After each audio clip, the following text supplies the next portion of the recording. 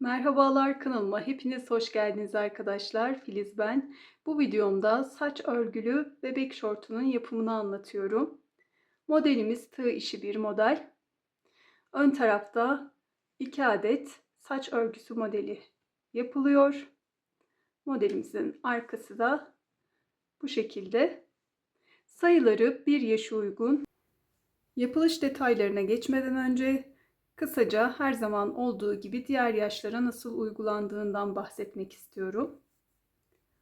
İlk önce lastik kısmını örüyoruz ve buradaki lastik örgünün sırasını artırarak istediğimiz yaşa uygun örebiliriz. Öreceğimiz bebeğin bel ölçüsünü alıp lastiğin uzunluğunu o şekilde ayarladıktan sonra bu kısma geçebiliriz. Bu kısmı da yine A kısmına kadar ölçü alıp uzatabiliriz. Sonrasında eksiltmeleri geçip A kısmını yapabiliriz. Diğer yaşlara da ölçü alarak uygulandığında daha güzel bir sonuç elde edebiliriz. Sadece 2 yaş için ölçü vereyim. 6 sıra lastik kısma ekleyebiliriz. 4 sırada buradaki kısma ekleyerek uzunluğunu yaptıktan sonra buranın da yapılışını aynı şekilde uygulayıp 2 yaşa örebiliriz. Yapımına geçmeden önce sizlerden ricam kanalıma abone olmanız, videoma beğeni ve yorum yapmanız. Bu şekilde bana destek verirseniz çok sevinirim. Bir video ne kadar beğeni ve yorum alırsa YouTube önerilen kısmına videoyu çıkarıyor ve benim daha fazla kişiye ulaşmamı sağlıyor. Şimdiden teşekkür ederim.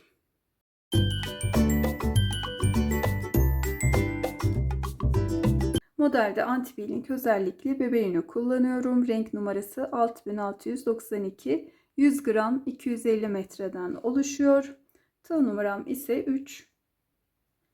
Modele beldeki lastikten başlıyoruz. Bunun için de ilk önce tığıma bir ilmeği sabitliyorum. Sonrasında çok sıkı olmayacak şekilde 9 zincir çekiyorum. 1, 2, 3, 4, 5, 6, 7, 8, 9. 9 zincir çektim. Bir tane de kenar kısmı için fazladan zincir çekiyorum. 10. zincirim. 9. zincirden itibaren her zincir yuvasına batarak ilmek alıp sık iğne yapıyoruz. Bu şekilde 9 tane sık iğnemiz olacak.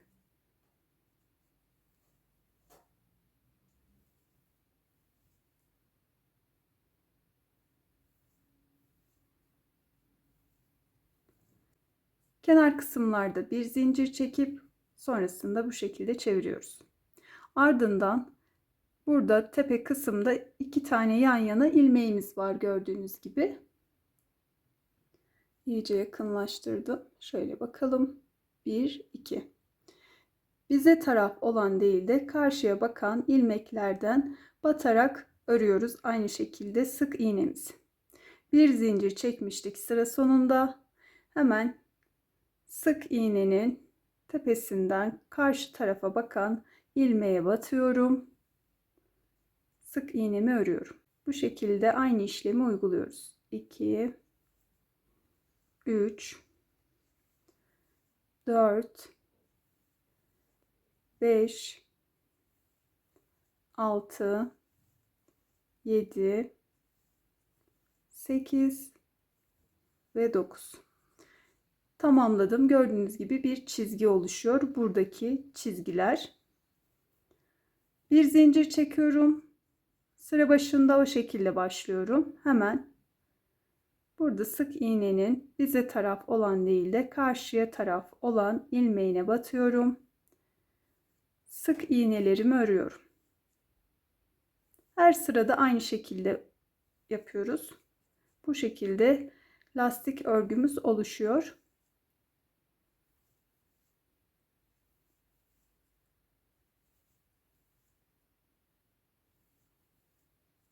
Tamamladım. Yine 9 sık iğneye bir zincir çekip çevirdim. Yine aynı işlemi uyguluyorum.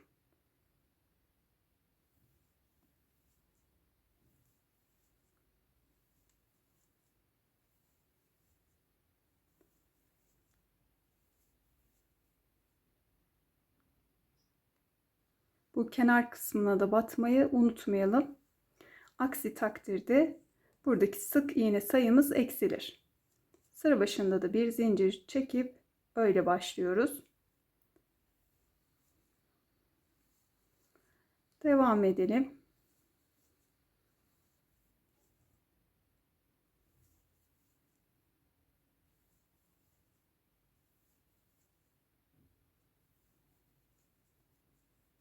Şöyle bakalım. 1, 2, 3, 4, 5 sıra ördük birlikte.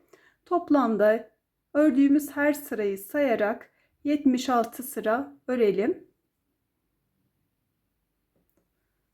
76 sıra ördüm. Şimdi birleştirmesini yapıyoruz. Şöyle şu şekilde başlangıç ipimiz sol tarafta kalacak. Bu kısımdan başlıyoruz. Şöyle bir zincir çekiyorum yine sıra başında. Aynı şekilde batıyorum. Bir de karşı taraftan bu başlangıç sırasındaki bu ilmeklere batarak birleştiriyorum. İlmek aldım, ikisinden tığdaki 2 ilmeği ördüm. Bu kısımdan aldım ilmeği, hemen karşılığı olan ilmeğe de battım ve ördüm.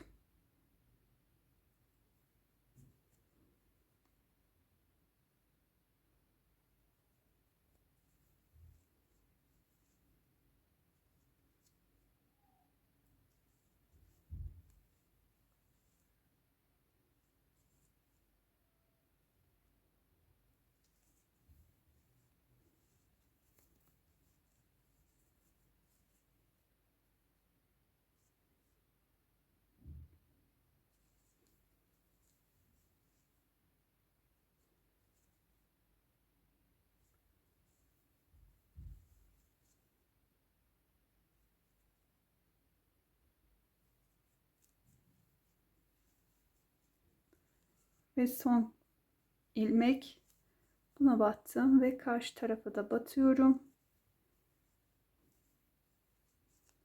Birleştirme kısmını tamamlamış oluyorum. Bu kısım iç tarafa gelecek.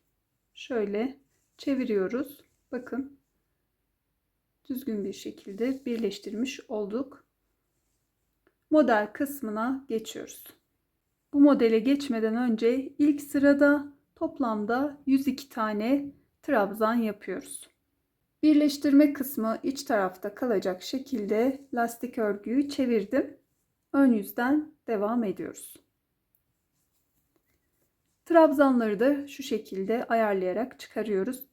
Burada her iki kenar kısımdan, yani şu aralıktan birinden 3, birinden 2, 3, 2 şeklinde devam ediyoruz. Başlayalım. Sıra başlarında her zaman bir zincir çekiyoruz. Bir doluyoruz. Tekli trabzan yapıyoruz. Buradaki boşluk kısma batıyorum. Battım. Tekrar. İkinci trabzanım şu kısma, kenar kısma. Üçüncü trabzanım da şu tepe kısma batıyorum. Bu aralığı 3 tane trabzan yaptık. Buna da 2 trabzan yapıyoruz. Buradaki boşluğa batıyorum 1. Bir de tepe kısma batıyorum 2. 3 tane şimdi trabzan öreceğim. Bu boşluğa batıyorum 1. Kenar kısma batıyorum 2. Bir de şu kısma, yani tepe kısma batıyorum 3. Sırada 2 trabzan var. 1. Bir de tepeye battım. 2. Burada 3.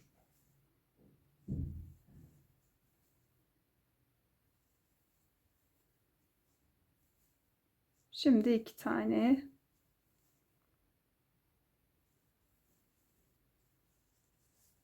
Her aralığa 3, 2 şeklinde trabzan yaparak devam ediyoruz. Sıra sonunda şu kadar mesafe bırakıp sonrasında trabzan sayımızı sayalım. Fazla olur, eksik olur. Bu kısımda ayarlayabiliriz. 101 tane trabzan ördüm. Söylemiş olduğum gibi sıra sonuna gelmeden şu şekilde şu kadar mesafe bıraktım. Trabzanlarımı saydım. Bu kısımda ayarlamamı yaptım. Eksiği, fazlayı ayarladım. Birkaç tane trabzanım eksikti. Burada hiç 2 yapmadan her aralıktan 3'er trabzan çıkararak ördüm. Sıra sonuna geldim. 102. trabzanı birlikte örelim. Kalan son yuvaya batıyorum. İlmeğimi alıyorum. Buradaki başlangıçta çekmiş olduğum zincirin ve trabzanın aralığındaki yuvaya batıyorum. İlmeğimi aldım. Kaydırma yöntemiyle ördüm. Bu kısmı bu şekilde birleştirmiş oldum. Bir zincir çektim ve arka yüze döndüm. Modeli arka yüzde kuruyoruz. Hemen dibindeki bu boşluklardan, trabzan yuvalarından batarak devam ediyoruz. 8 tane trabzan yapıyorum. 2, 3, 4, 5, 6, 7 ve 8. 8 tane trabzan yaptım. Bir doluyorum. Bu trabzan yuvamın içine değil de şöyle arkadan, ön yüzden diyelim, bu trabzanın sağından tığımı çıkardım. Bir de sol tarafından şöyle ilmeğimi alıyorum ve ikili trabzan örüyorum. Şuradaki direklerimizi yapıyoruz. 2 tane bunun yuvasını atlıyoruz. Bu şekilde ördüğümüz için. Bu o trabzanın yuvası. Bunu örmüyoruz. Her zaman bu şekilde ördüğümüz trabzanların yuvalarını atlıyoruz. Bunu atlıyorum. Sıradaki yuvaya 1, 2 tane tekli trabzan yaptım. Bu da bu aralık. Şimdi örgü kısmına geçiyoruz. Burada yapmış olduğumuz gibi 6 tane ikili trabzan öreceğiz.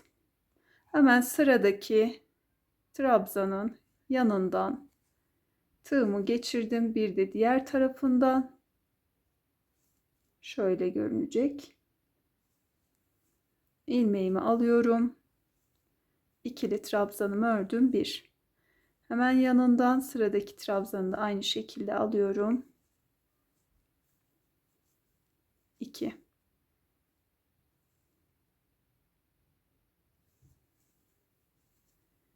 3.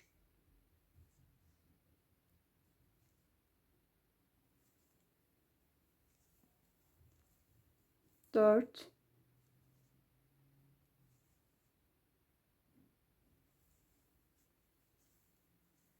5.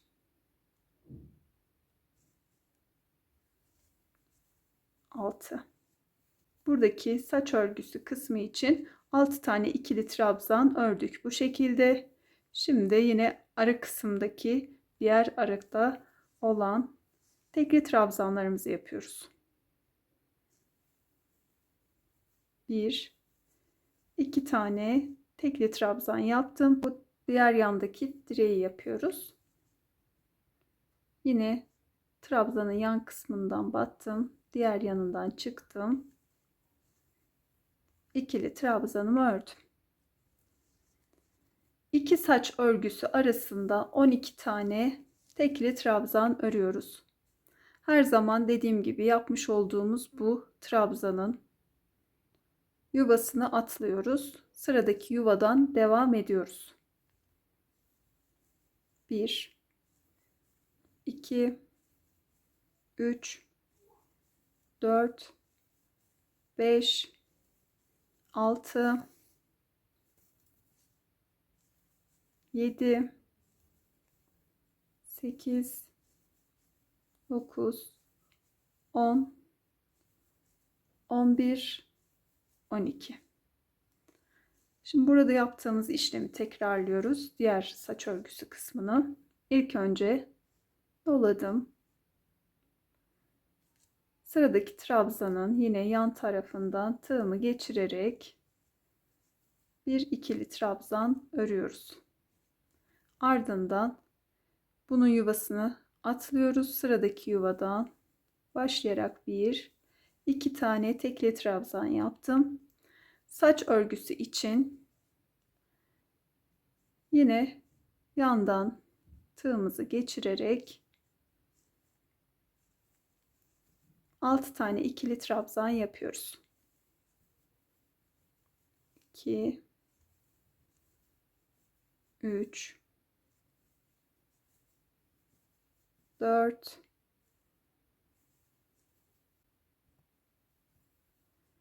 5 ve son olarak 6. 6 tane ikili trabzan yapmış olduk saç örgüsü için. Her zaman bu sondaki yuvayı atlıyoruz. Çünkü bu trabzanımızın yuvası 6. trabzan yuvası olduğu için diğerinden başlayarak 2 tane tekli trabzan yaptık. Ve son olarak sıradaki trabzanımızın yan tarafından tığımızı geçirip ikili trabzanı ördük. Buradaki son direk. Şimdi sıranın sonuna kadar tüm yuvalara tekli trabzan yapıyoruz. Yine bu dipteki başlangıçtaki bu yuvayı atlıyoruz. Sıradakinden devam ediyoruz. Son yuvaya batıyorum. İlmeğimi aldım. Burada kenar kısma tığımı geçiriyorum. İlmeği alıp kaydırma yöntemiyle bu kısmı birleştirdim. Bir zincir çektim. Ön yüze çeviriyorum. 3. sıraya geçiyorum.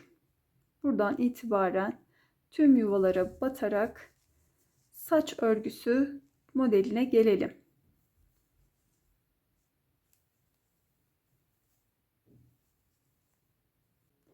Saç örgüsü kısmına geldim. Modelimiz şu şekilde devam ediyor. Her ön yüzde burgularımızı yapıyoruz. Arka yüzde de bu yanından girerek ördüğümüz trabzanları aynı şekilde örüyoruz. Normal bir şekilde ördüklerimizde yine aynı şekilde örerek devam ediyoruz. Gördüğünüz gibi bu kenar trabzanımız. Bunu örüyoruz. Ön yüzde de aynı şekilde tığımızı yandan geçiriyoruz. İlmeğimizi alıyoruz ve ikili trabzanımızı örüyoruz. Sonrasında bu örmüş olduğumuz trabzanın yuvası bu. Bunu atlıyoruz. Sıradaki bu iki trabzana birer tane tekli trabzan yaptık. Saç örgüsü kısmına geçtik. Şimdi burada olduğu gibi ilk önce 1-2 tane trabzanı atlıyoruz. 3 ve 4'ü örüyoruz.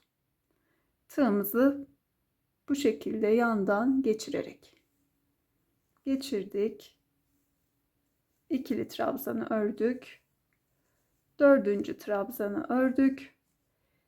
2 trabzanı örmeden atlamıştık. Dönüyoruz geriye. İlk trabzanı örüyoruz. Ardından 2. trabzanı örüyoruz.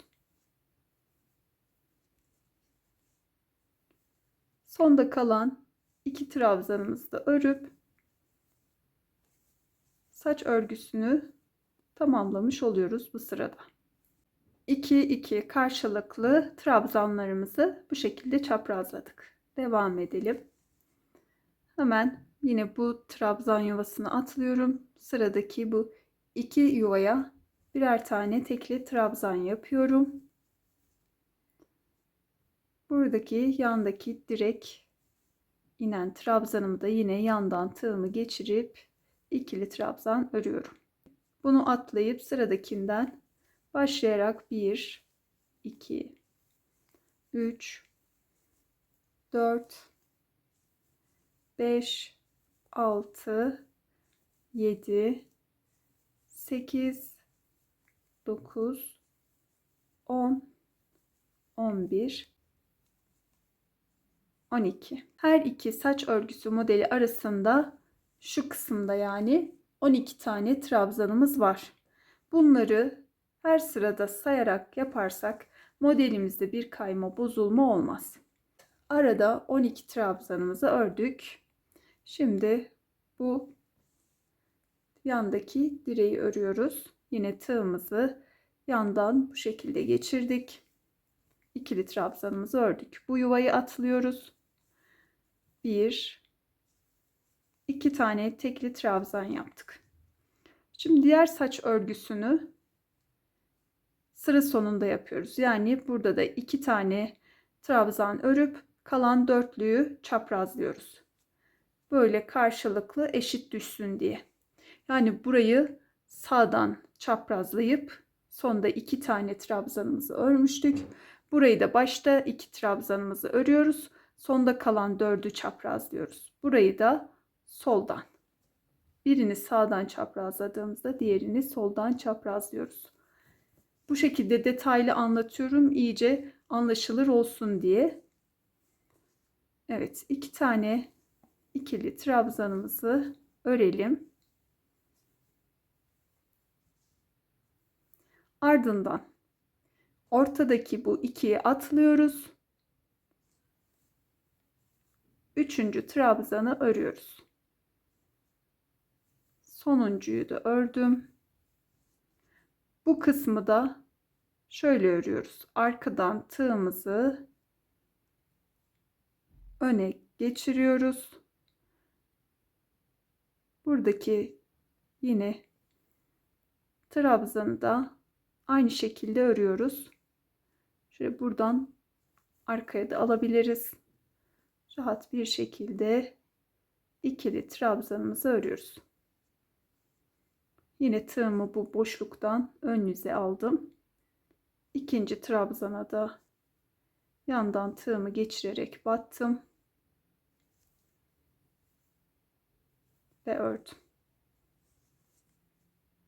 Bu trabzanın yuvası. Bunu atlıyoruz. Buradaki bir ve ikinci yuvaya tekli trabzan yapıyoruz. Sonrasında bu da kenardaki bu direk olan trabzanımız. Bunu da yine yandan tığımızı geçirip örüyoruz. Bu da bunun yuvası. Atlıyoruz. Buradan devam ediyoruz. 1, 2, 3,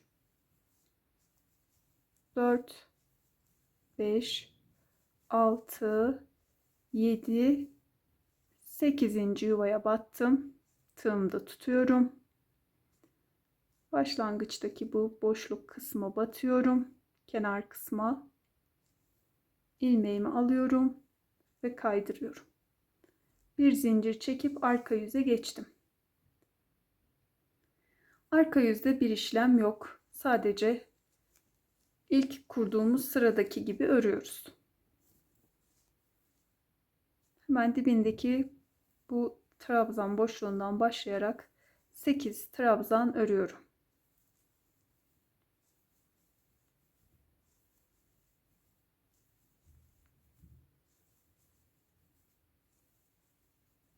Sekiz trabzan ördüm. Buradaki trabzanımı yine ön yüzden tığımı bu şekilde yandan geçiriyorum, ilmeğimi alıyorum ve örüyorum. Bunun yuvası olduğu için sıradaki iki yuvaya birer tane tekli trabzan yapıyorum. Ardından buradaki saç örgü kısmındaki trabzanlarımızı da yönüne göre öreceğiz. Şöyle sıradaki bu şekilde görünüyor. Ördük. Yanındakine tığımı geçiriyorum. Şöyle bakın. Ördüm. Ortadakini de zaten üstte durduğu için kolaylıkla örüyorum. Kaldı 2 tane trabzanım, onlar da.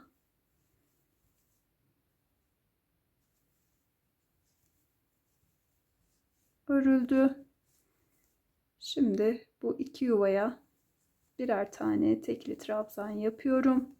Doladım. Bu trabzanı da yine yandan tığımı geçirip ördüm. Bu trabzanımızın yuvası olduğu için atladım. Hemen sıradakinden devam ediyorum. 12 tane trabzan örüyorum.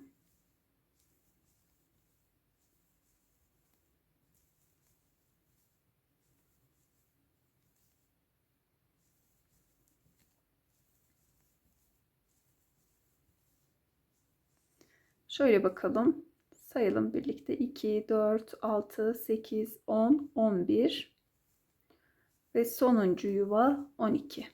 12 tane trabzan ördük. Saç örgüsü kısmına geldik.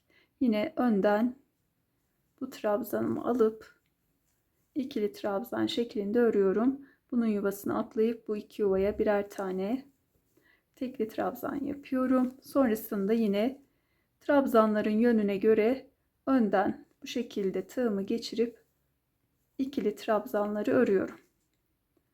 Bakalım. 2 trabzanı ördüm. Hemen burada ikisi önde duruyor. Bunları örüyorum. Diğer kenardakiler de bunlar. Bunları da bu kenardan örüyorum. Yani arkada da yönlerine göre örmüş oluyoruz. Şöyle bu trabzana geçiriyorum. Yine yandan batarak ve sonuncu, bunu da bu şekilde örmüş oldum. Burayı atlıyorum, bu yuvayı. Diğer ikisine 2 tane tekli trabzan yaptım. Bu trabzanımı da yine yandan tığımı geçirip ikili trabzan şeklinde örüyorum. Bunun yuvasını da atlayıp sıradaki yuvadan devam ediyorum. Sıranın sonuna gelelim. Sıranın sonuna geldim. Son yuvayı birlikte örelim. Son yuvaya batıyorum. Sonrasında da bu başlangıç kısmının hemen şöyle köşe kısmına batıyorum. İlmeğimi alıyorum ve kaydırıyorum. Bir zincir çektim ve örgümü ön yüze çevirdim. Doladım. Hemen başlangıçtaki bu yuvadan başlıyorum.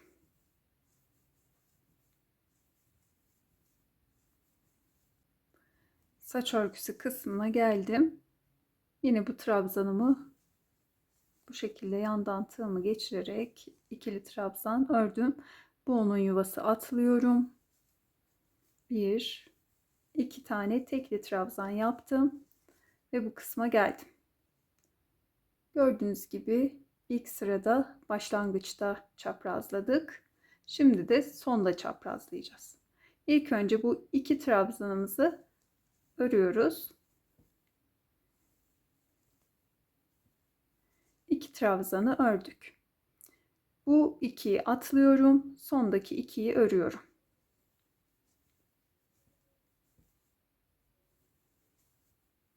Ardından atlamış olduğum 2 trabzana dönüyorum. Bu boşluktan örüyorum. Şöyle. Şöyle buradan da aldım.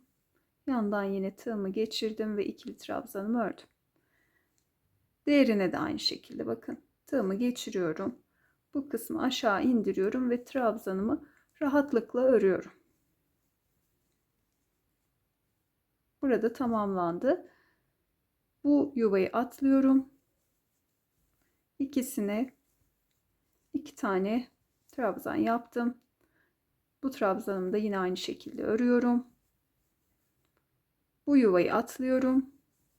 Bu kısımdan devam ediyorum. 12 tane trabzan yapıyorum. 12 trabzan ördüm. Yine aynı şekilde bu trabzanımı örüyorum. Bunun yuvasını atlıyorum ve 2 tane tekli trabzan yapıyorum. İkinci saç örgüsüne geldik. Bunu da ilk çaprazladığımızda sol taraftan çaprazladık. Şimdi sağ taraftan çaprazlıyoruz. Bunun için de buradaki 2 trabzanı atlıyoruz. Ortadaki 2 trabzanı örüyoruz. 2 trabzanı ördüm. Ön yüzden örüyoruz.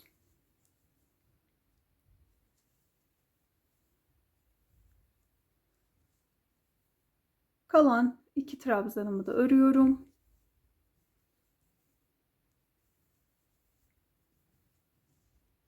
Bu kısmı tamamladık. Bu yuvayı atlıyorum. 2 tane tekli trabzan yaptım. Sıradaki trabzanımı da bu şekilde ördüm ön yüzden. Bu yuvayı atlıyorum.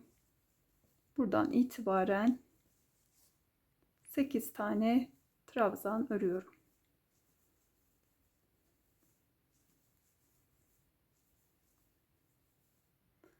Son trabzanımı battım. Köşe kısma battım ve kaydırarak ördüm. Bir zincir çekip arka yüze geçtim.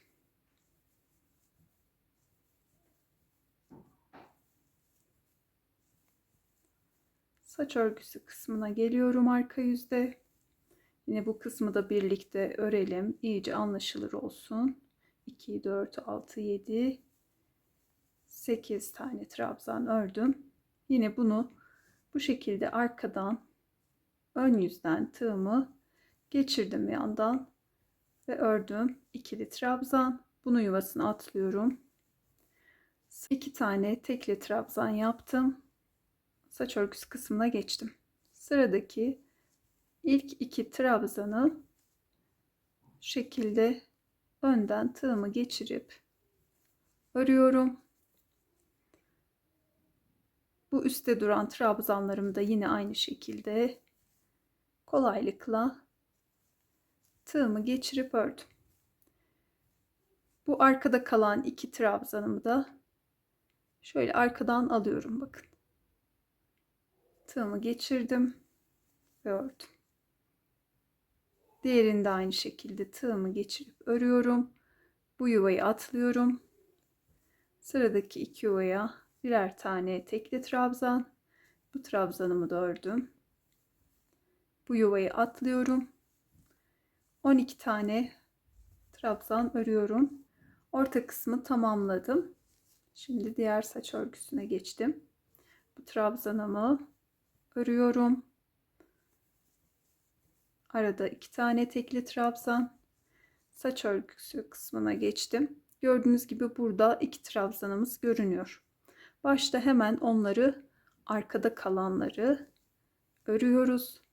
Şöyle tığımı geçirdim, ördüm. Sonrasında bu 2 tane üstte duranı bu şekilde örüyorum. Ardından kalan 2 tane trabzanımı örüp bu kısmı tamamlıyorum. Bu yuvayı atlıyorum. Yine 2 tane tekli trabzan. İkili trabzanımı da bu şekilde örüp tamamlamış oluyorum. Bu kısımdan devam ederek sıra sonuna gelelim. Birleştirmemizi yapıp bir zincir çekip ön yüze geçelim. Ön yüzde de örerek burada saç örgüsü kısmına gelelim. İlk çaprazlama yapmış olduğumuz sıradaki gibi burada çaprazlamamızı yapalım. İlk 4 trabzana. Sonrasında Diğer saç örgüsünü de aynı şekilde ilk 2 trabzanını örüp sondaki 4 trabzanı çaprazlıyoruz. İkinci sırada da bu kısımda aynı şekilde ilk sırada yaptığımız gibi 2 trabzanı örüp sondaki 4 trabzanı çaprazlıyoruz. Yani her ön yüzde bir sağ taraftan, ikinci ön yüzde de sol taraftan çaprazlıyoruz. Bunun mantığını ördükçe anlayabiliriz. Eğer bir bozulma olmasını istemiyorsanız videoyu geriye alarak sıradaki çaprazlamayı ilk sıradaki gibi yapabiliriz. İkinciyi de ikinci ön yüzdeki gibi yapabiliriz. İlerletelim, devam edelim. Her ön yüzde saç örgüsünün burgularını tekrarlayarak modeli ilerlettim. Şöyle lastik örgüden sonra kaç sıra örmüşüm bakalım. 1, 2, 3, 4, 5, 6, 7, 8, 9, 10, 11, 12, 13, 14, 15, 16, 17, 18. 18 sıra ördüm. En sonki sırayı arka yüzde örüp ön yüze geçtim. Modelimizin eksiltme kısmına geçiyoruz. Bacak kısmına. İlk önce arka kısmı örüp sonra da ön tarafı öreceğiz. Ardından buradaki lastikleri örüp modelimizi tamamlayacağız. Bunun için de modelimizi ikiye ayırıyoruz. Şöyle bu kenarda 8 tane trabzanımız vardı. Bu kenarda da 8 trabzan kalacak şekilde arka taraftan örerek geliyoruz. Öreceğimiz bu sırada eksiltmelere başlıyoruz. Her sıra başında ve sonunda 2 yuva eksiltiyoruz. Şöyle yuvaya battım, ilmeğimi aldım. Kaydırma yöntemiyle tığımdan geçirdim. İkinciye de aynısını yaptım. Ardından bir zincir çekiyoruz ve sıradaki yuvadan başlıyoruz örmeye.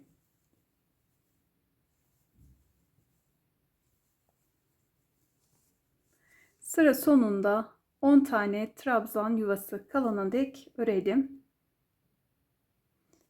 Şöyle sayalım. 2, 4, 6, 8, 10. 8 tane trabzan yuvamız bu kenar için kalacak. Yani ön taraf için.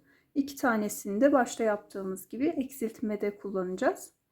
Bu 2 taneyi bırakıp bir zincir çekip dönüyorum. Şimdi burada 2 tane yuvayı yine başta olduğu gibi kaydırma yöntemiyle eksiltiyorum. Sonrasında bir zincir. Uç kısımda 2 yuva kalana kadar örmeye devam ediyorum. Sıra sonunda 2 yuva kaldı. Buradan çeviriyorum. Yine başta da 2 yuvayı eksiltiyorum. Hemen dipteki yuvaya battım. Kaydırma yöntemiyle diğerini de aynı şekilde eksiltme yaptım. Bir zincir çekip devam ediyorum. Sıra başında kaydırma yöntemiyle 2 yuvayı atlıyoruz. Devam ediyoruz.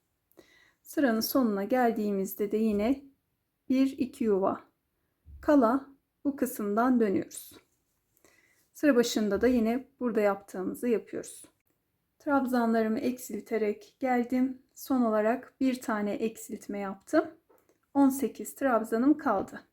Şöyle bir bakalım kaç sıra örmüşüm. Buradan itibaren 2, 4, 6, 8. Şimdi kalan 18 trabzanı 2 sıra örelim. 18 trabzanı 2 sıra ördüm. Ön yüze geçtim. Şimdi kaldığımız yerden yani bu kısımdan devam edeceğiz. Şöyle bir ipimi sabitliyorum. Sonrasında 2, 4 tane yuva atlıyorum. 2 buradan eksiltmiştik sıra sonunda. Burada da 2 taneyi başta eksiltiyoruz. O şekilde başlıyoruz. 1, 2, 3, 4, 5. yuvadan battım. İlmeğimi alıp ön yüze geçtim. Bir tane zincir ile sabitledim. Sonrasında bu kısımdan aynı yuvadan örerek devam ediyorum. Bu arada eksiltmeleri yaparken modelimize de devam ediyoruz. Tıpkı burada olduğu gibi. 6 trabzan ördüm. Modele devam ediyorum. Modelleri örerek sıra sonuna geldim. Şimdi burada da eksiltmemizi yapacağız.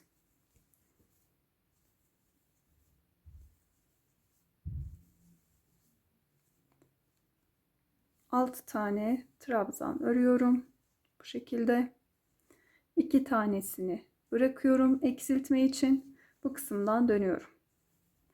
Yine aynı şekilde bu tarafta yapmış olduğumuz gibi sıra başında 2 yuvayı eksiltiyorum. Sonrasında bir zincir çekip sıradaki yuvadan devam ediyorum. Tamamlayalım. Sıra sonuna gelelim. Sıranın sonuna geldim. Şöyle buradan başlayarak 4 tane trabzan örüyorum. Kalan 2'yi de eksiltiyorum. Ön yüze çevirdim. 2 yuva eksiltiyorum. Ardından modelime devam ediyorum. Şimdi bu sırayı da örelim. Arka yüzde aynı şekilde ön yüze geçelim. Ön ve arka yüzü ördüm. Tekrar ön yüze geçtim. Şimdi modelden eksiltmelerle devam edeceğiz. Yine aynı mantık. İkişer ikişer eksiltiyoruz. Ta ki 18 tane trabzan kalana kadar. Yine başta 2 eksiltmemi yapıyorum. Şöyle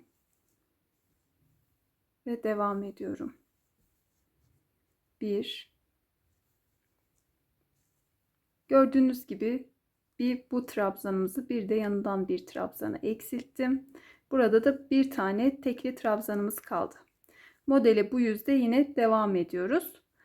Buradan devam edelim. Sıranın sonunda da yine bu aradaki bir tane trabzanımızı örelim. Bununla bunu da atlayalım. Bu kısımdan dönerek arka yüze geçelim. Ön yüzdeki sırayı tamamladım. Arka yüze geçtim.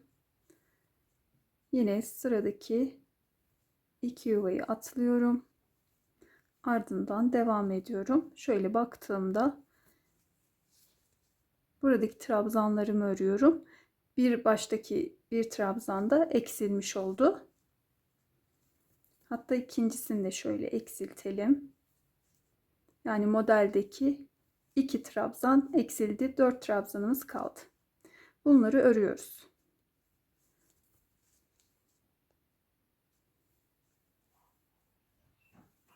Bu trabzan ile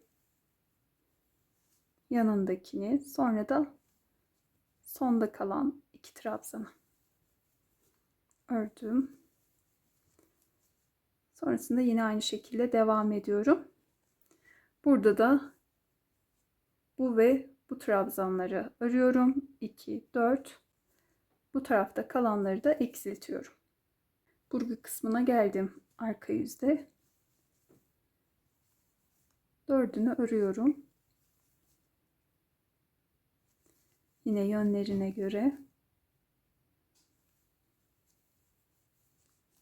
Kalan 2'yi atlıyorum.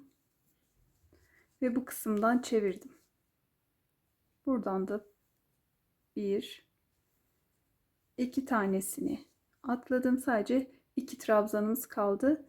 Buradaki saç örgüsü modelimizde. Bunları da şöyle 2 tanesini yine bu şekilde örelim.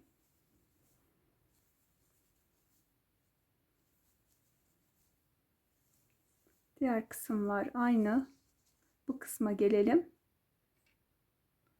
Sıra sonundayım. Bu 2 trabzanı da aynı şekilde örüyorum. Kalan 2 trabzanı da zaten atlıyoruz. Arka yüze geçtim. 2 yuvayı da atladım. Buradan devam ediyorum. Ara kısımdaki 2 trabzanım, bir de bu trabzanım kaldı modelde. Yine bunu da aynı şekilde örüyorum.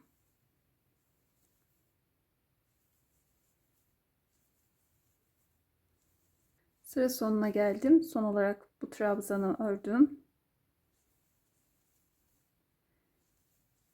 2 yuva daha örüyorum ve bu kısmı, yani buradaki 2 trabzanı da atladım. Şöyle bir baktığımızda sayalım bakalım kaç tane trabzanımız kaldı. 2, 3, 4, 5, 6, 7, 8, 9, 10, 11, 12, 13, 14, 15, 16, 17, 18. Bu kısımda da 18 trabzanımız kaldı. 2 sıra örelim. 2 sıra ördüm. Şimdi modelimizi şu şekilde arka yüze çeviriyoruz. Ve her iki ucu birleştiriyoruz. Bunun için başta arka tarafı bize taraf alıyoruz. Şu kısımdan buradaki ilmeğimizi geçiriyoruz. Burada bir zincir ile sabitledik. Yani bize bakan değil, karşıya bakana tığımı geçirdim. Diğer tarafında hemen bu tarafta olan, bize taraf olan ilmeğine geçiriyorum. Şöyle. Sonrasında bu ikisinden ilmeğimi alıp tığdaki ilmekten kaydırarak geçiriyorum.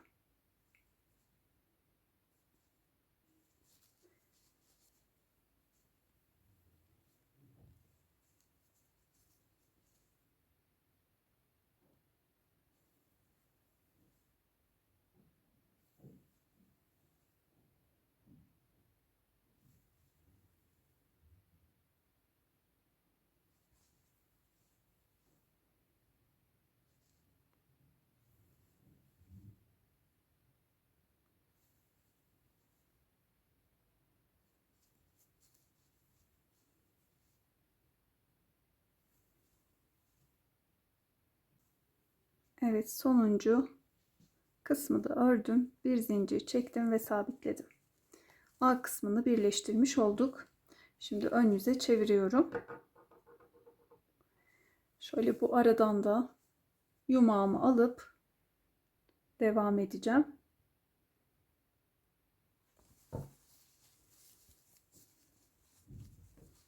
Şimdilik bu şekilde görünüyor.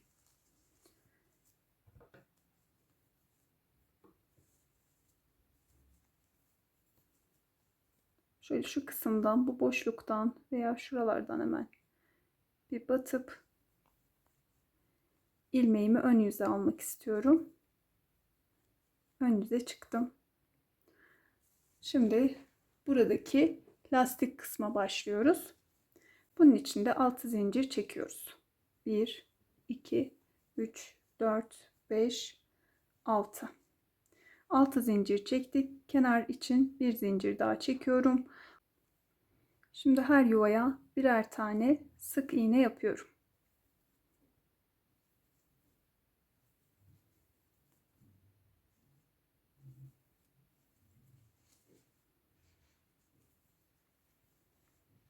Ve sonuncu battım. İlmeğimi tığımda tuttum. Sıradaki yuvanın kenarına batıyorum. Battım. Bunu aldım. Tığdaki 2 ilmekten kaydırarak geçirdim. Bu sıramız tamamlandı. Bir önceki sıraya geçiyoruz. Bir üstte bu sıramız var. Buranın kenarına batıyoruz. Şöyle şu şekilde battım. İlmeğimi aldım.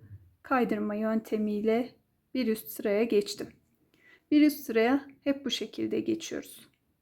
Sonrasında örgümü çeviriyorum. Hiç zincir çekmeden bu kısımda buradan başlayarak 1, 2, 3, 4, 5, 6 tane sık iğne yapıyoruz.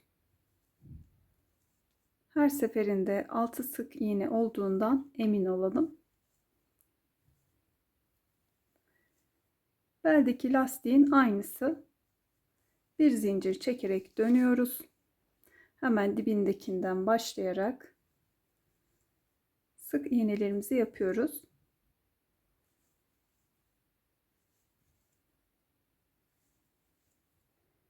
Altıncıya batıyorum. Hemen sırama bakıyorum. Bu kısımdayım. Bu sıraya batıyorum. kenar kısma ve birlikte ördüm. Bir sonraki sıraya başlarken bir önceki sıraya geçiyoruz. Bu kısımdaki. Buraya da kenar kısmına batıyorum. Kaydırma yöntemiyle birleştiriyorum. Örgümü çevirdim. Hemen buradaki ilmekten sık iğneye başlıyorum.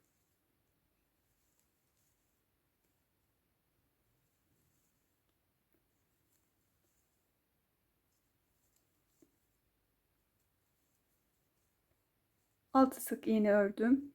Bir zincir çekip döndüm. 5 sık iğne yapıyorum.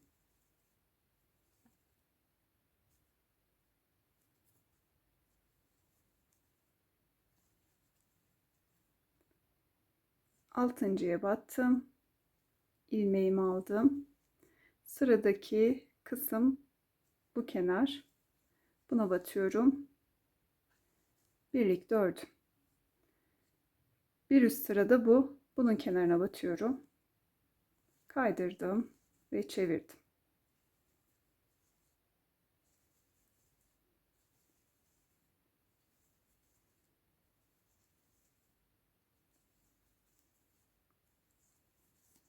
Bir zincir çektim.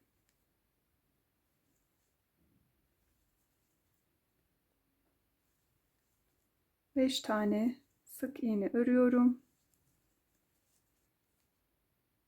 Burada sonuncuya batıyorum.